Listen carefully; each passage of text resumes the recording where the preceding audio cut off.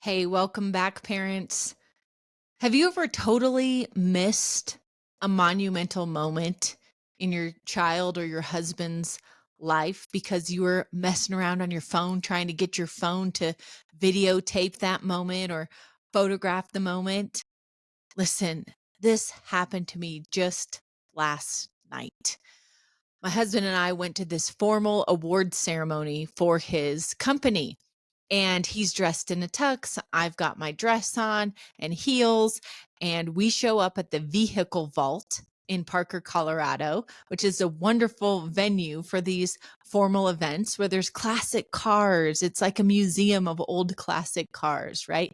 They had a jazz band playing. It was a beautiful evening. We sat down and started eating our dinner, and the award ceremony started. Well, I knew my husband was going to get called to the stage for an award, and so I was carefully listening for his name.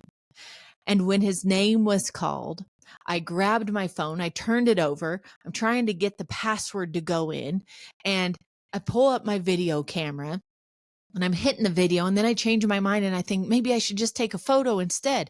And so I'm trying to take a photo and the camera's not moving over, and I'm trying to look up over my cell phone to see him in real life, but also coming back to my camera to make sure I'm looking through the lens and I'm capturing this all. I missed it all. I don't have a memory of it. Why? Because I was so focused on capturing this on video and getting a photo of it that I simply missed the whole thing going down.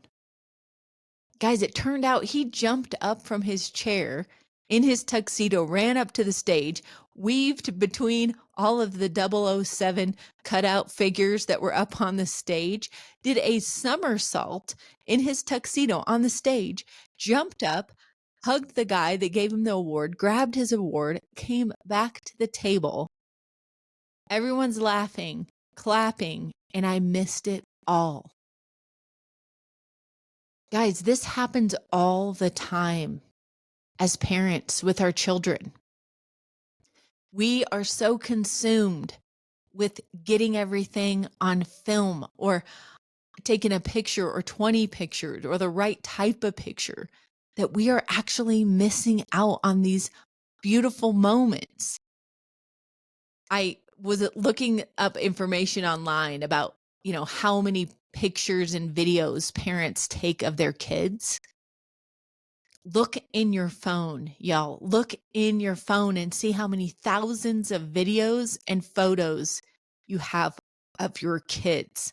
And half of us are going like, we don't know if these went to the cloud or if they'll get erased on our phone, if our phone shuts down or we get a new phone. Like, we don't even know how to get to most of these pictures.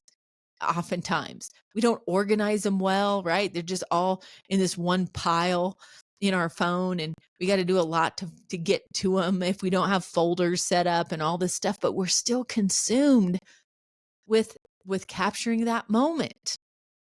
This one lady said, I have over 13,000 pictures of my daughter and she's not even 3 yet. We have to take an inventory of what we are doing, our actions, right? So check this out.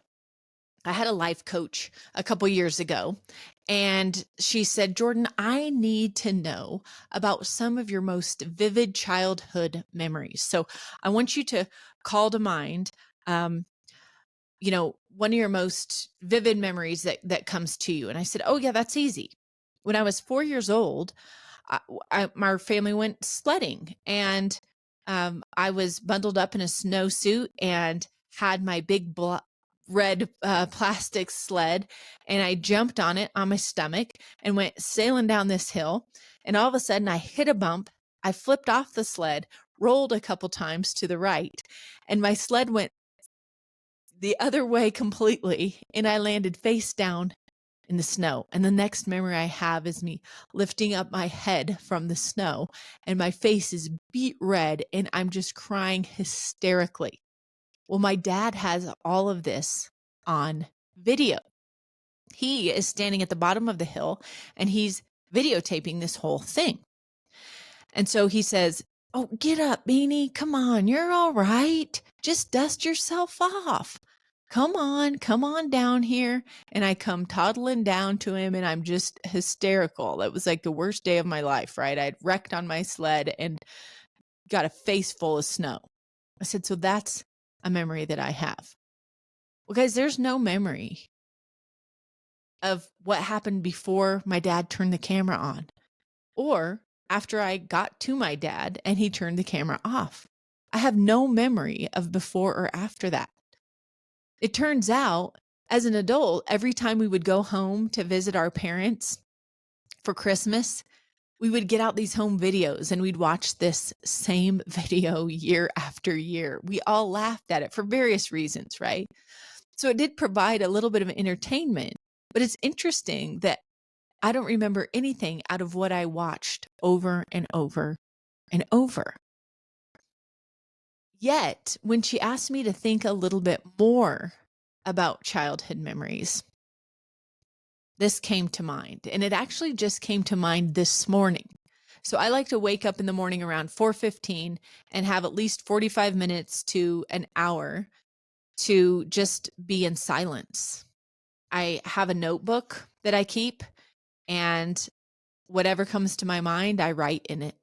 I spend a little time in prayer, and I just drink a good cup of coffee with some creamer in it and just kind of let the thoughts come up. And then I write them out. So I want to write what I wrote this morning. I want to read to you what I wrote this morning.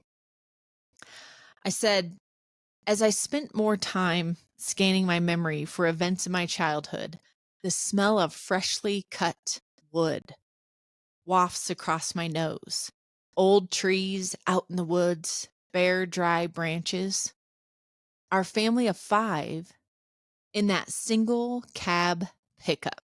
No seatbelts, the smell of dust inside the cab, reminding us of its age. Mom, Sis, and I would pack a picnic lunch and a few canteens of water, put on our old clothes, and hop in that truck. My dad and brother gathered the gasoline and chainsaws and old dirty rags and loaded those into the old blue and white truck.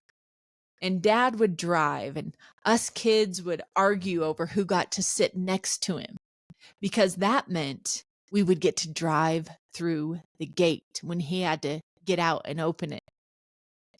We'd head out of town about 10 miles on a Saturday mid-morning. And we'd head out of town to cut wood for burning in our fireplace in the winter. Mom and Dad, they knew a family who owned some land, and they didn't mind us cutting down old trees on their property. So Dad would pull up to the gate, unlatch it, and swing it open, and our adrenaline would kick in. Whoever was sitting beside our dad would slide over and take the wheel and stretch their leg way out as far as they could so that their toes could reach the gas pedal. And we always used our left foot for the brake. Through the gate, we would carefully creep, being sure to check the side mirrors often so not to bump them. Then Dad would close the gate, hop back in the truck, and take over. Down the hill we'd go, driving through tall grasses in a wide open pasture to get to our destination. We'd giggle and gasp as we hit these cattle ruts that threw us around in the cab. My brother would scope out a spot with the best trees, the ones that had just fallen down and were the right size and diameter for firewood. And we'd come to a stop and jump out and explore the area. And then Dad and my brother would start up their chainsaws, and the smell of gas would fill the air. The sound of them revving the engines of those chainsaws meant that the sawdust would soon be flying. Meanwhile, my mom, my sister, and I would search for bark. We'd search for these big pieces of bark that were like 3 to 4 feet in length that had fallen off these old oak trees. And we would haul them over to one place, lean them up against an old tree trunk, and then crawl underneath between the tree trunk and the bark and pretend that that was our house. And my mom would help us. She'd put sticks and rocks up against the bark and help us make windows and doors. And then my sister and I would play inside. One of us would be the mom, the other one of us would be the daughter. We would pretend we had a baby. Our imaginations took us to places of peace, simplicity, and freedom.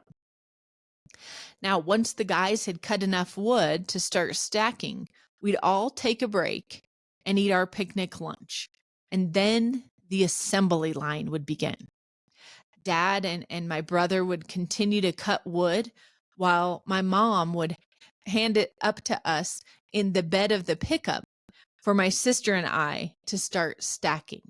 We'd stack those pieces of wood one by one, starting up near the cab and making our way back towards the tailgate. We would challenge ourselves to fill every little space in that wood pile so that we could get the most wood possible in one load. And then once we had finished stacking all the wood we could, Mom and Dad would usually take a short rest together, just lying on their backs on the ground out in the woods, resting. My dad would have his hat over his eyes and there would be sawdust on his face. And they would just lay there and rest. My brother and sister and I would run off and scamper into the woods exploring and trying to find a river nearby. And then Dad would give his best whistle and we'd all rally back together at the truck to pack up the saws and go home. The drive back was always quiet.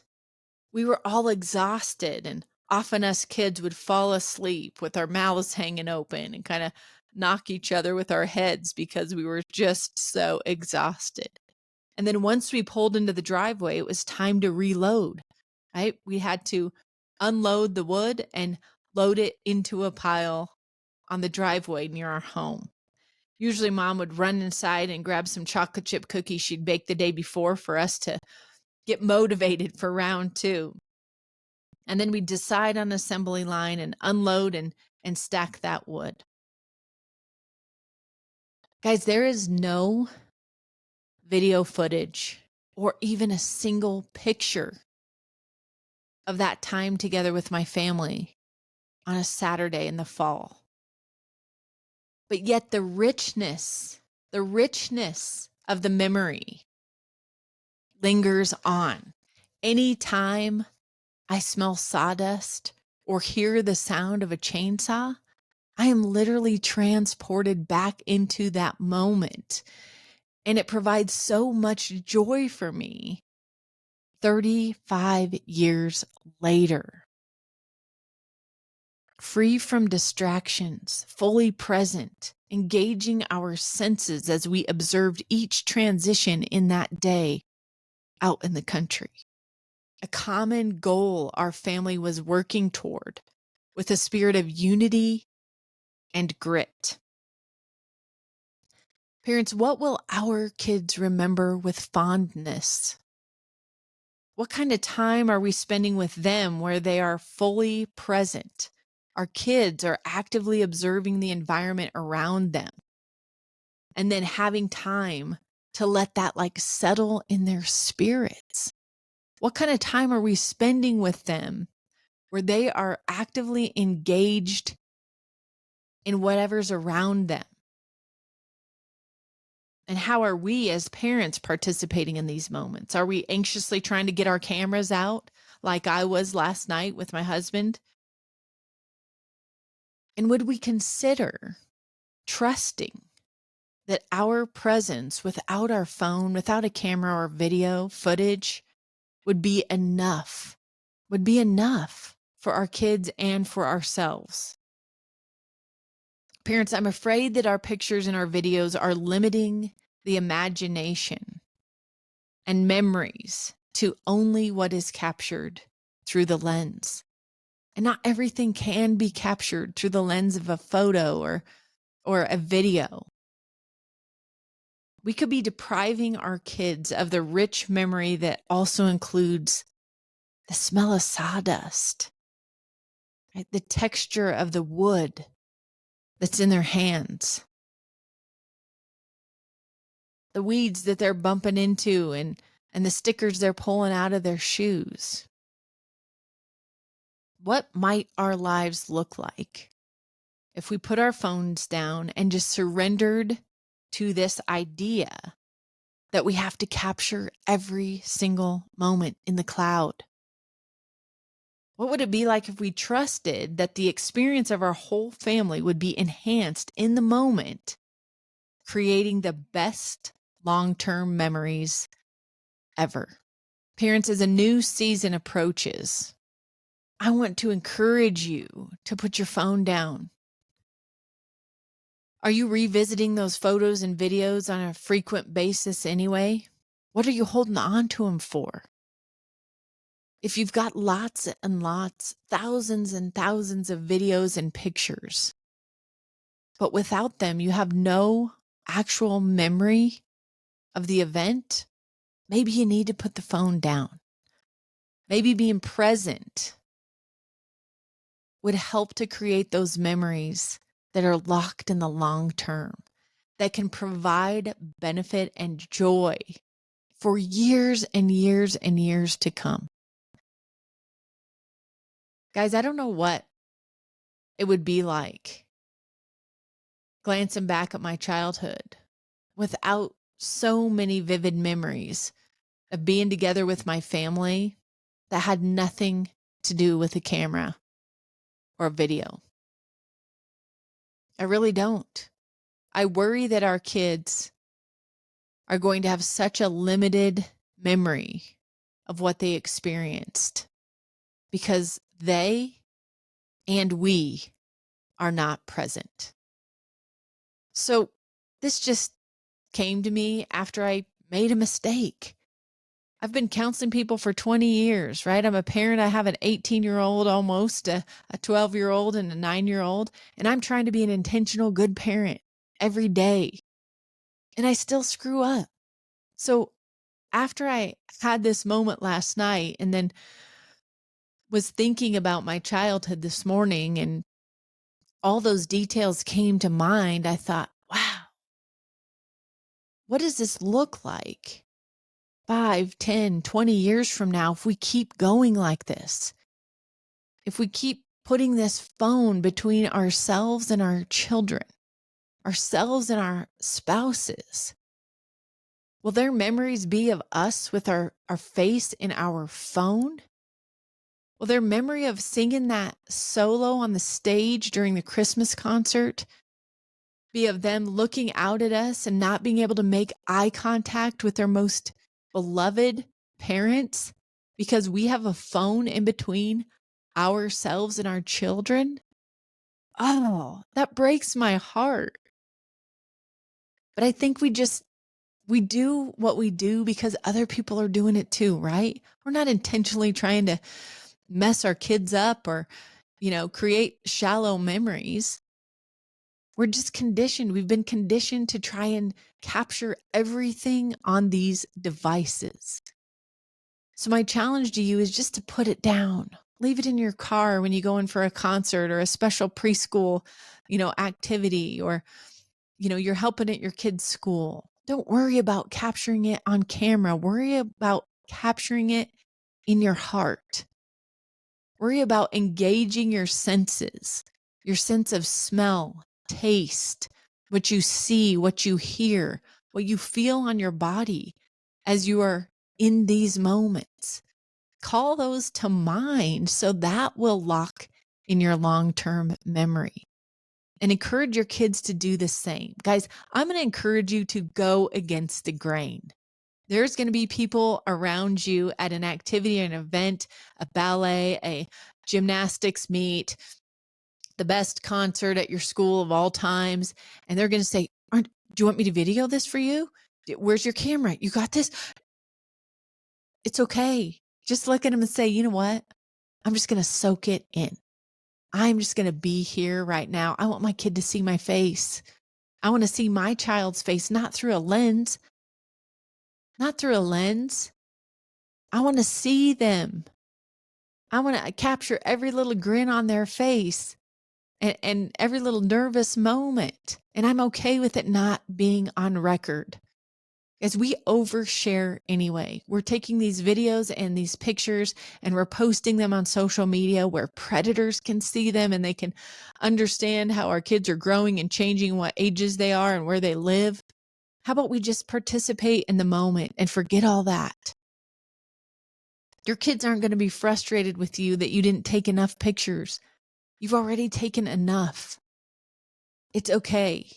You've got it in your memory and they have it in theirs. The more important thing is to connect consistently, to really focus on a family goal, right? To be present, to be participating, and to really think about creating those long-term memories that will pay off for them years and years and years to come. Friends, I got your back. I'm messing up on the regular, and I'm fine to come on the mic and tell you about it so that I can save you some of the pain that I've been through. So reach out to us at Families of Character. If this speaks to you, share it with a friend. Share this episode with a friend. If you're getting our weekly newsletters on Tuesdays and something in there speaks to you, hit the reply button. Reach out to us. We get those emails and reply to you right away. Let us know how you were doing, how your family is faring in this world. If you have something that's working really well, share that with us and we can share that with our community. If you gave up, taking pictures and videos already, and it's been a period of time that you've not done that, and you've noticed some benefits of a specific type, please tell us about it so we can share it with our community. I challenge you to put the phone down, to connect with your child, with your spouse in the moment. Guys, I've always got your back. I'm here for you, and I will catch you on another episode of our show real soon. Thanks for tuning in.